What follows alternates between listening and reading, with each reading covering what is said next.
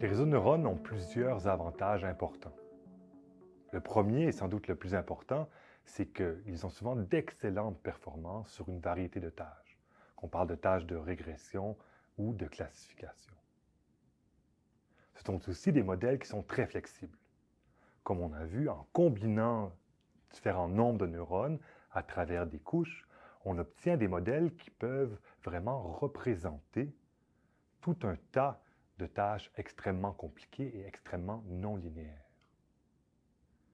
Finalement, de nos jours, nous avons des méthodes, incluant des cartes graphiques, qui nous permettent de faire des entraînements qui sont très efficaces, c'est-à-dire apprendre des réseaux de neurones avec beaucoup de paramètres, quelquefois des millions, et énormément de données en relativement peu de temps.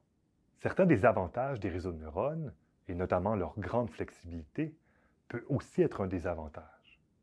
Qui dit grande flexibilité veut aussi souvent dire beaucoup d'hyperparamètres, comme la taille du réseau, le nombre de couches cachées, la taille de chacune des couches cachées.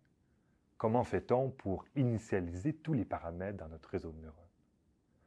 Un désavantage des réseaux de neurones est donc qu'ils ont énormément d'hyperparamètres. De plus, les réseaux de neurones peuvent être très complexes et donc interpréter leur poids ou interpréter leur sortie peut être très difficile.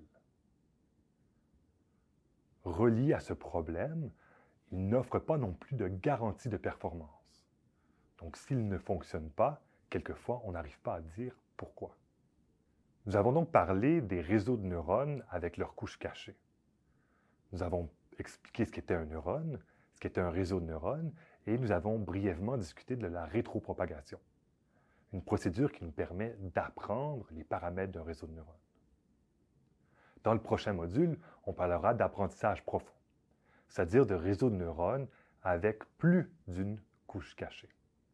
On verra que ces réseaux de neurones-là sont encore plus versatiles et nous ont permis de faire d'immenses pas dans les résolutions de tâches extrêmement complexes.